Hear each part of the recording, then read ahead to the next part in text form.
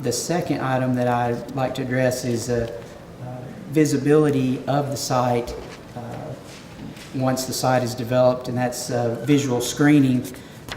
The first photo there is a berm and tree screen that is at a quarry site, and as you turn the page to the next image, you can see in the panorama view that that same berm and tree screen is for the quarry site there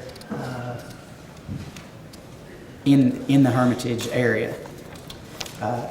For this particular site, off of New State Route 25, there's a photo showing the entrance area to the site. You can see one tree kind of in the center of that photo, which is along Old Highway 25. And as you turn the page to the next image, there's visual screening sketched across there. And just under the L in visual, you can see that same tree, and that's the reason that the screening is shown of that height. So you can see from this image that screening of that height screens almost all of the frontage of that property along Old 25. The next photo is from Coram Hill Road, looking east across the project site, and you can see the hayfield there with some tree line in the distance, and then visual screening shown on the next image, where that view could also be blocked for quarry uses from the residences on the west side of Coram Hill Road. And the last thing that I was going to speak about is the site drawings that were submitted as part of the packet. Originally, the first one is the existing conditions drawing, and on these drawings, north is to the left. So on the far left is the north side, New Highway 25 and Old Highway 25, and the parcels that will be used for access into the quarry property. And then in the center of the page outlined is the quarry site. The south side of that drawing is Coram Hill Road. The next page is the site plan for the facility, showing the entrance off of New Highway 25 and the improvements to 25, the access drive entering through the parcels between New Highway 25 and Old Highway 25, and then south of Old Highway 25 coming into the office area and the scales and the shop and starting into the quarry facilities. And as you go south into the site past the processing areas, eventually to the quarry area and the quarry and spoils area on the far south side of the site. The last of the site drawings that were submitted with the packet is a closure plan. This is a plan of what the site could potentially look like after all quarry operations are complete, and sketches that, showing surrounding property and the quarry site.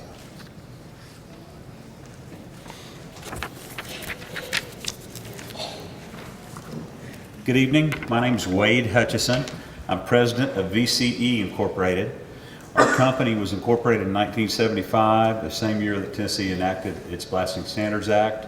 I've been with our company since 1976 and have 35 years of experience working in the blasting industry. Our company has been retained to work with the blasting and pre-blast inspections and seismic monitoring needs for this particular quarrying operation. In your packet, I think you'll find a CV that details some of my qualifications, specifically some of the experience and training that I've had, some of the papers that I've authored in technical journals related to the topic of blasting and its potential effects on structures. Also, as you can see in the CV, I'm on the Tennessee Blasting, or I'm a member of the Tennessee Blasting, or the International Society of Explosive Engineers, and I'm on the Blasting Advisory Committee for the Department of Commerce and Insurance in Tennessee. There's a 12-person committee, 6 people from industry with various technical expertise, and I'm one of those 6 people. VCE has been brought in to evaluate this particular blasting site and to look at the feasibility of conducting blasting on the site as it relates to its potential impact on the structures in the area. We've identified 14 residences that are within 1,000 feet, and it's the Hoover's plan to do a pre-blast inspection of all those residences and any other structures on the properties that are associated with those residences.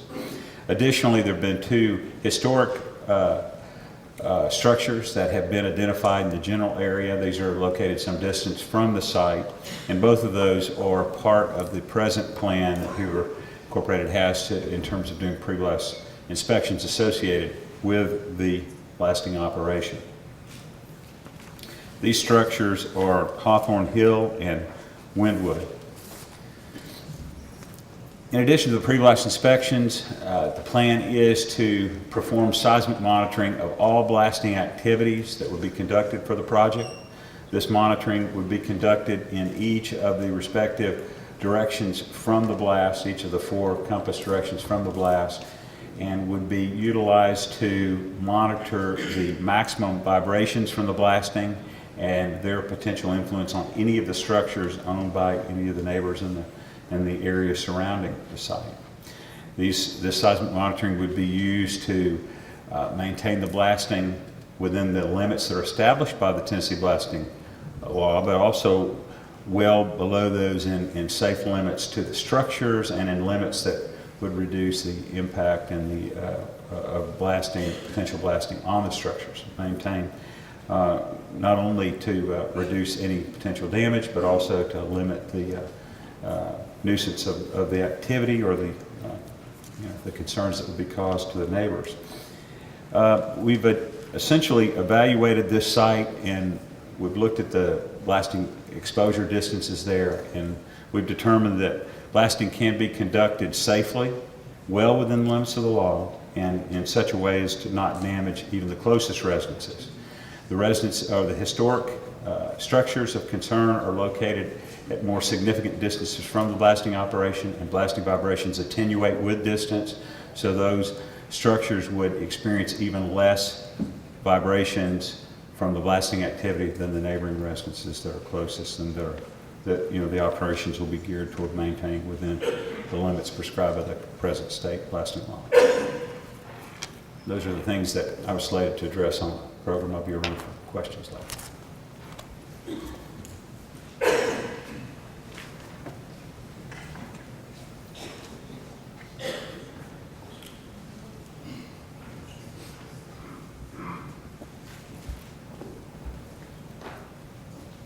My name's Everett Lowe. I'm a broker with Commonwealth Properties. I've been in the real estate business full-time for 40 years. I've been a broker for 38 years. I've been asked to speak about the effects of a rock quarry on surrounding neighborhoods and the development thereof. The site that was mentioned earlier over in Hermitage is a densely populated area. Once the quarry was in, there was another development that went in the 80s. It was a very successful development. It is close to the quarry site. And since that time, Summit Health Center was built close to the quarry site. The only open space that is next to the quarry site is across the road, which is a driving range, which is in the floodplain. So there's no development that will be happening to the driving range. But if you look at aerial photographs, you'll see that it is densely populated around there, and the property values have grown up until this last recession, which has affected just about everybody. One thing about a rock quarry, you only have one other one in Sumner County, and I believe it was gerrymandered into Hendersonville, the line that's active at present. I believe that belongs to Rogers Group. They're probably well represented here tonight. The other thing about a rock quarry is you can be standing in this building right now without the products that came from a rock quarry. You couldn't drive here without the rock products that came from a rock quarry.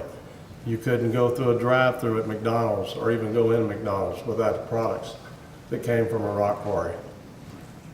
As a side note, my wife is past president of the General William B. Bates chapter of the United Daughters of the Confederacy. And she's with me on supporting the rock quarry. Thank you.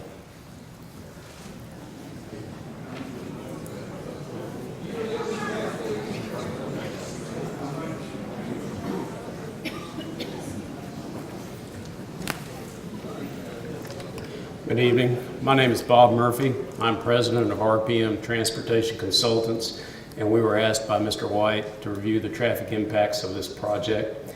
I'm a registered professional engineer in Tennessee, and I'm also certified as a professional traffic operations engineer. My primary area of expertise is in traffic engineering, and I have over 30 years of experience. Now, for this project, I conducted reviews, observations, and analysis of the site and also of the proposed site plan. And as part of my work, I obtained traffic counts which were conducted by TDOT for Highway 25. The counts that were closest to the site that TDOT had completed show that Highway 25 in the vicinity of the site has an average daily traffic volume of approximately 6,500 vehicles per day. This level of traffic is well below the capacity of a two-lane highway such as Highway 25. Having adequate sight distance is an important issue for a site like this, especially considering the fact that truck traffic will be present. I have reviewed the available site distance at the proposed access location for this site on Highway 25, and based on that determined that site distance is excellent and it significantly exceeds the site distance requirements that are specified by AASHTO. I've also reviewed the proposed access plan for the site, which will include significant roadway improvements that are planned to be constructed by the developer on Highway 25. These improvements consist of, first of all, a westbound left turn deceleration lane in Highway 25 that will accommodate left turning traffic from Highway 25 into the site. Also, an eastbound right turn deceleration lane in Highway 25 to accommodate the traffic that's turning right from Highway 25 into the site. Then also an eastbound acceleration lane for vehicles that will be turning out of the site and merging with the Highway 25 traffic. These roadway improvements, which will require widening of Highway 25, will be designed and constructed to TDOT standards. These roadway improvements will provide for safe and efficient access for the site, will accommodate the traffic entering and exiting the site, as well as the traffic traveling on Highway 25 and the traffic traveling through the intersection of Highway 25 and the proposed Hoover Access Drive. In conclusion, based on my reviews, observations, and analysis, the proposed roadway improvements that are planned by the developer will adequately mitigate the traffic impacts of the proposed rock quarry. Also, safe and efficient access will be provided by the access plan that is proposed. Thank you. Thank you, sir.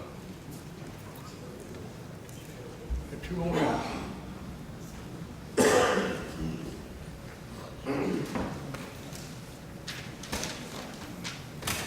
Mr. Chairman, what I'd like to do is make sure that we moved into the record the file that I've given to Mr. Joyner, which is styled administrative record. That contains all the documents which we've handed out to all the members of the Board of Zoning Appeals. And as I understand it, there's later time for our participation, so we'll stay within our first 30 minutes. Thank you for your courtesies. Great, thanks, sir. Great. Next time I have to.